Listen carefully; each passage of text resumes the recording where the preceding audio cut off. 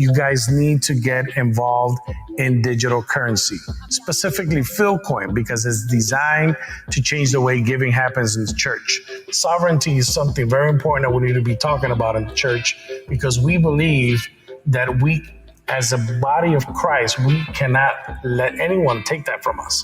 And today we're going to be sharing a little bit about how God has inspired us to change the way giving happens, to change the way transacting happens within the church, and how the church can actually control its own sovereignty through something that we will share called the blockchain, cryptocurrency, and Philcoin.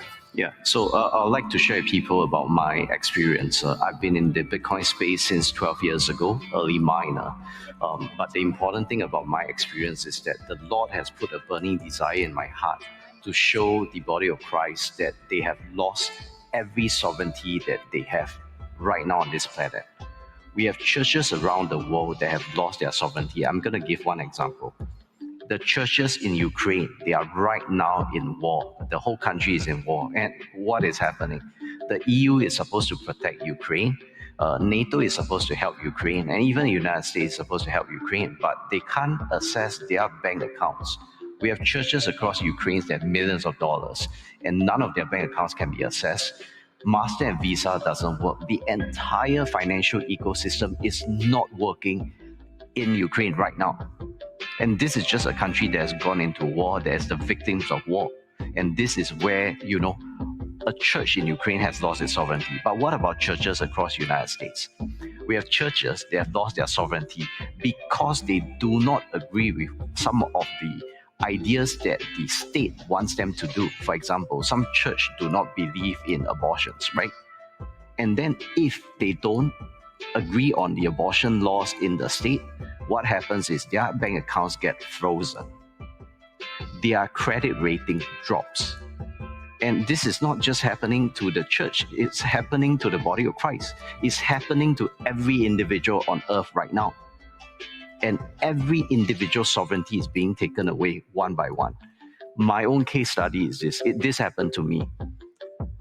I have a personal bank account in my National Bank of Singapore. And what happened was this. I was buying cryptocurrencies from a cryptocurrency exchange that is legal in Singapore. And my bank officer told me this: we have to shut down your bank account because it does not comply to our banking rules. Now that's just crazy, because 40 plus years of my life, I've been using the same bank. I've had my mortgages, I've had my insurance and so on, all tied to that bank account.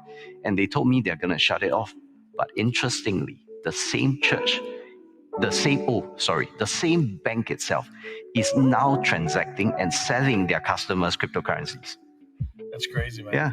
That's crazy. I mean, talk about hypocrisy, right? The interesting part about piggybacking into that is that now, because it was foreign to them, now that it's not foreign to them, now they're applying laws to be able to utilize it. Yep. And it's what we don't want happening with the church, because the church has been tied into the system of the regular traditional banking system.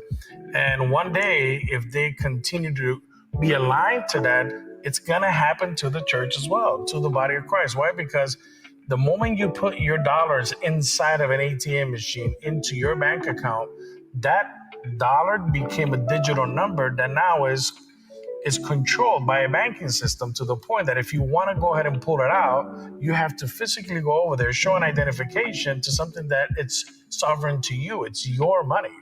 And a lot of people don't understand that what blockchain and cryptocurrency is that tool that allows you to be sovereign, because I can go to Dunstan and peer-to-peer, just give him money right out of my digital wallet.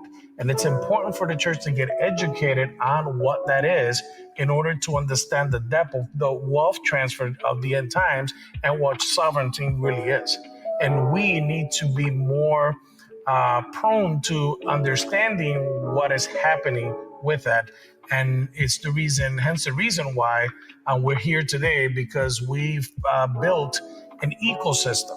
It's a simple mobile app called the Phil app, PHILAPP, where all believers around the world can download this app and get educated, share the app, and control their sovereignty through blockchain. Here we have a currency of the church.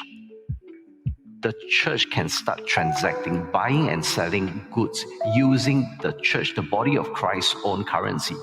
And one of our members call it like the saints' coin. Using the saints' coin itself, they start transacting with one another. Like, I give an example. There are Christians on earth that owns power stations, Christians on earth that owns agricultural farms, Christians on earth that are lawyers, Christians on earth that they have services like massage services, they have like barber services and so on. Groceries. Yeah, grocery stores and such, right? And it's which is why God calls us to be in the world, but not of the world. Within the whole body of Christ united, we have every good and services that is needed entirely for the church to not just survive, but to prosper.